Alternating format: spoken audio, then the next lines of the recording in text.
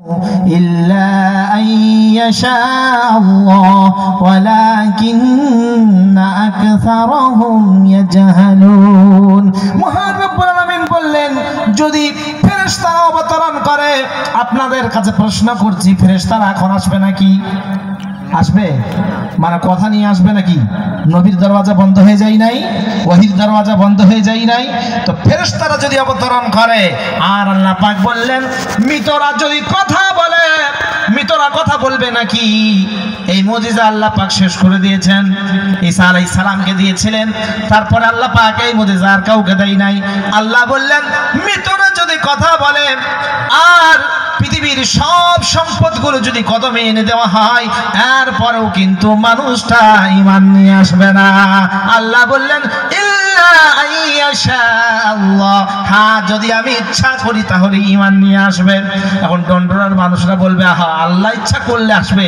আমি ইচ্ছা করলে হবে না আল্লাহ ইচ্ছা করলে হবে আমি যদি বলি সৎ কাজ করব তাহলে আমার দ্বারা হবে না আল্লাহ ইচ্ছা করলে হবে আমি যদি বলি খারাপ কাজ করব তাহলে কি আল্লাহ করাবে হ্যাঁ এটা তো আপনি জেনে শুনেই করবেন নাকি বলেন শয়তানের ওয়াসওয়াসা তখন আসবে আর না আসলেও আমরা তো একটা এমন জিনিস শয়তান পর্যন্ত আমাদেরকে ভয় খাই না কবি বলেন মুঝে হাসি আতে হ্যাঁ হযরত इंसान पर मुझे हंसी आते हैं हजरत इंसान पर खुद तो आमले बद करे और लानत करे शैतान पर নিজেরা নিজেরাই এরা খারাপ কাজ করে আর শয়তানের জন্য বলে শয়তান এটা করে দিল সম্ভব নয় আমার ভাইরা আল্লাহ রাব্বুল আলামিন বললেন এদের যদি ইচ্ছা করে হিদায়াত নিয়ে নেব আর যদি ইচ্ছা করে হিদায়াত দিয়ে দেব এখন বলেন আমি ইচ্ছা করলে কাউকে হিদায়াত দিতে পারবো নাকি নবীজি পেরেছিলেন নাকি পারেন নাই হিদায়াত যদি বলি আমি নিয়ে নেব নিতে পারবো নাকি তাও পারবো না তাহলে কি করব কেমন করে হিদায়াত পাবো আল্লাহ পাক বললেন ওয়াল্লাযীনা জাহাদু ফিনা লানাহদিয়ান্নাহুম সুবুলানা ওয়া ইন্নাল্লাহা লামাআল মুহসিনিন মহান রব্বুল আলামিন বললেন আমার রাস্তায় যারা প্রচেষ্টা করে আমি আল্লাহ রব্বুল আলামিন প্রচেষ্টাকারীদেরকে সহজ ও সরল রাস্তা দিয়ে দিই এবং যারা মুহসিনিন সৎ কাজ করে তাদের সঙ্গে আমি আল্লাহ রব্বুল আলামিন রয়েছি সুবহানাল্লাহ মুহসিনিন কারা এরপরে একটু পরে আমাকে জিজ্ঞাসা করে নেবেন যদি ভুলে যায় অবশ্যই বলবো কিন্তু এখন যে কথা বলছিলাম দেখেন হিদায়াত যদি কাউকে দেবো বলি সেও নিতে পারবে না দিতেও আমি পারবো না যদি বলে আমি নিয়ে নেবো তাও হবে না আল্লাহ বললেন প্রচেষ্টা করো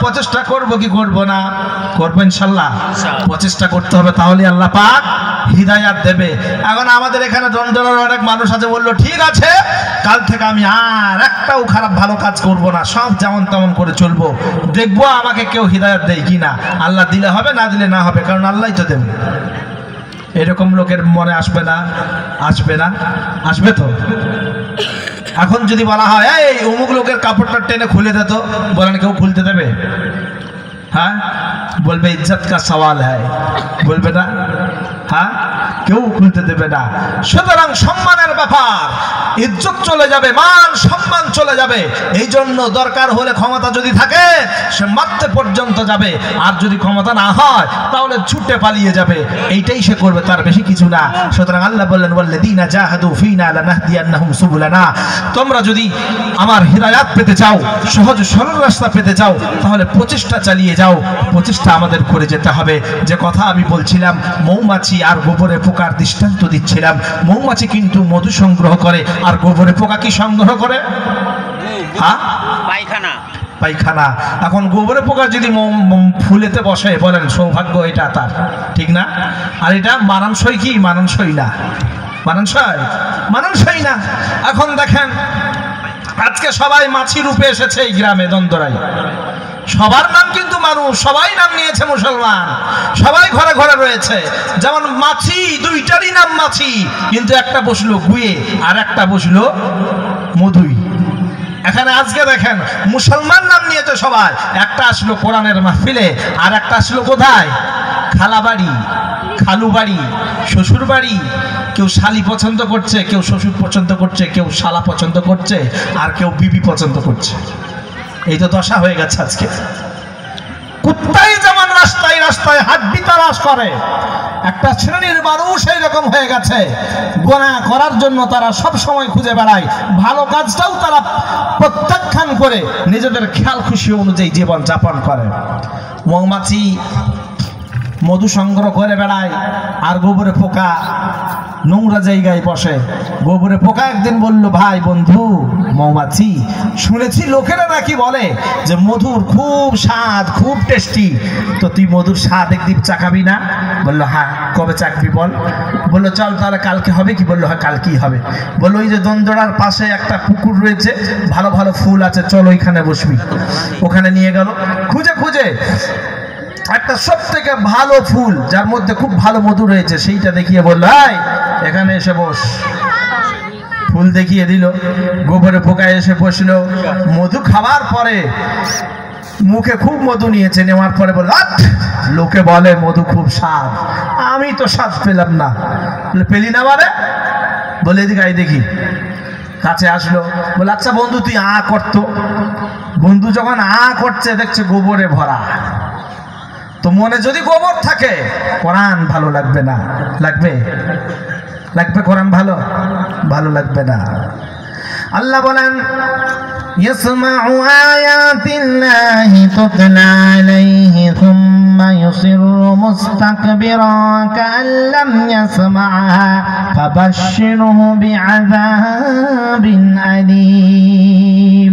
আমার কোরআন যখন তেলাওয়াত করা হয়, এক শ্রেণীর মানুষ রয়েছে শ্রবণ করা মাত্র অহংকার বশত বলে এই যে কোরআন, এটা তো ১৫০০ বছর আগের পুরানো, এখন কোরআন শুনে কি করব? কোরআন শুনে কোনো লাভ নাই, এটা সায়েন্টিস্টের যুগ, এটা স্যাটেলাইটের যুগ, এটা টেকনোলজির যুগ। এইভাবে অহংকার করে সে পাশ ফিরিয়ে চলে যায়। আল্লাহ রাব্বুল আলামিন বলছেন তার জন্য কঠিনতম আযাব রয়েছে। আজকে দেখেন অনেক মানুষ এসেছে, কিন্তু বললো এখন এটা শুনে কি করব? বেদ টেদ নিয়ে যদি একটু আলোচনা হয় সেইটা একটু শুনতাম, যদি একটু রামায়ণ নিয়ে আলোচনা হয় তাহলে শুনতাম। এখন আপনাদের কাছে আমার প্রশ্ন, যারা গলা চিল্লি চিল্লি বলে, আপনাদের এখানে একটা মাল আছে দেখবেন, গিরগিটি, তার নাম আমি দিয়েছি। কিছুদিন আগে রমজান মাসে হাত তুলে দোয়া করছিল, আল্লাহ আমাদের সম্প্রীতি বজায় রাখো, মাথায় টুপি পরে। তারপরে দারুল উলুম দেওবন্দের ইতিহাস তুলে ধরছিল যে ভারতবর্ষের, আমার হিন্দুস্তানের মানুষেরা শুনে নাও, ভারতবর্ষের ইতিহাস হলো উলামায়ে দেওবন্দের কাছ থেকে দেশ স্বাধীনতার সূচনা শুরু হয়েছে। সুবহানাল্লাহ বলবেন না? আজকে যারা গালি দেয় তারা শুভেন্দুর পুরাতন ক্লিপগুলো শুনবে। আজকে তো সে পাগল হয়ে গেছে, গিরগিটি, রং চেঞ্জ করে সময় সময়।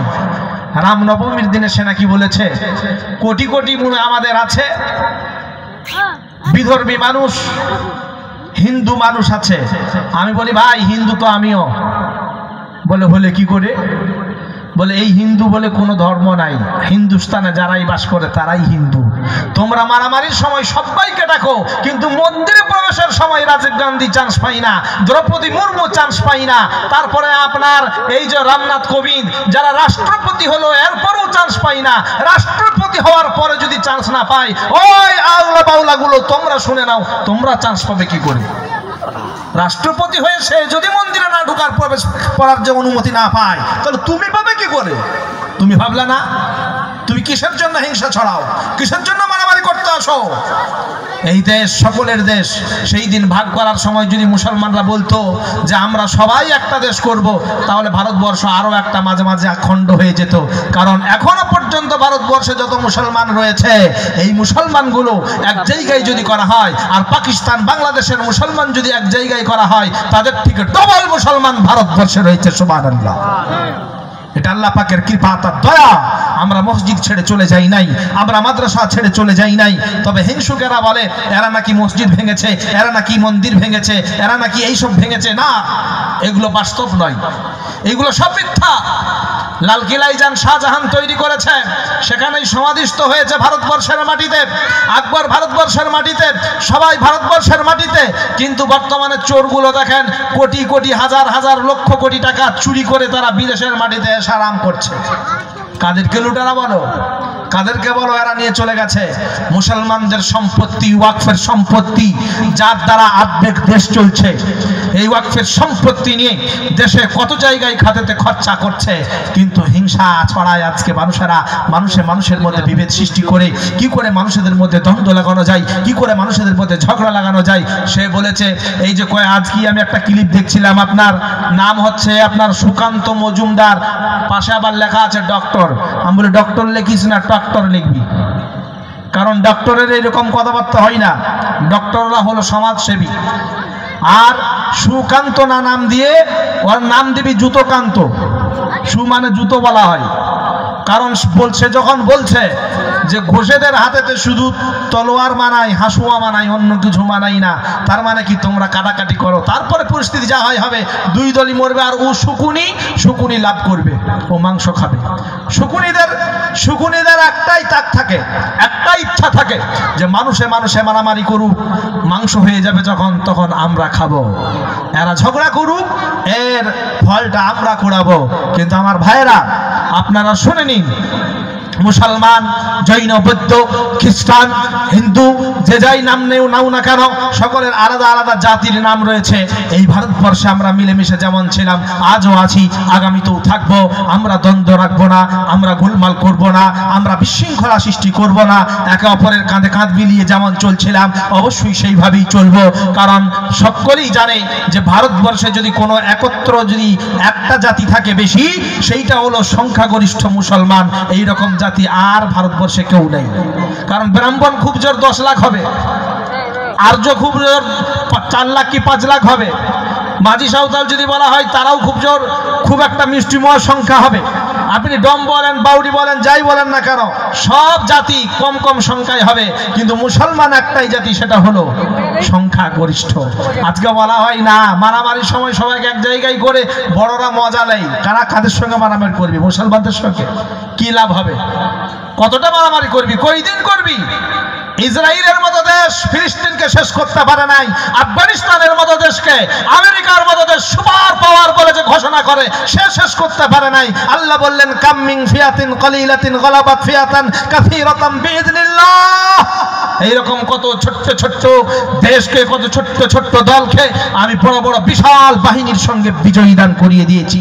যেদিন মুহাম্মদ সাল্লাল্লাহু আলাইহি ওয়াসাল্লাম একালা ছিল, যিনি একা ছিলেন, যিনি মক্কায় যেই দিন ইবাদত করছিলেন, সেই দিনে তার কাছে উতবা শাইবার বাপ রাবিয়া আসলো, এসে বলল, মুহাম্মদ সাল্লাল্লাহু আলাইহি ওয়াসাল্লাম, বল তোর কি লাগবে, বল কি লাগবে।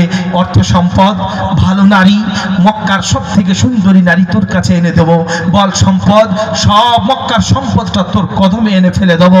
বল বিচারক হতে চাস, সমস্ত আইন শৃঙ্খলা তোর হাতে দিয়ে দেবো। বল লিডার হতে চাস, সকলের লিডার তোর বানিয়ে দেবো। বল উচ্চ ঘর চাস, সব থেকে বড় মাকাম যেইটা, সেইটার অধিকারী তোকে বানিয়ে দেবো। সব অর্থ সম্পদ দিয়ে দেবো। তবে কালেমা আশহাদু আল্লা ইলাহা ইল্লাল্লাহু ওয়া আশহাদু আন্না মুহাম্মাদান আবদুহু ওয়া রাসূলুর দাওয়াত থেকে তোকে ছড়াতে হবে। মুহাম্মদ সাল্লাল্লাহু আলাইহি ওয়াসাল্লাম বলেছিলেন, ফাইন আরাযু ফাকুল আনযারতুকুম সাইকাতাম মিথলা সাইকাতি আদি ওয়া সামুদ।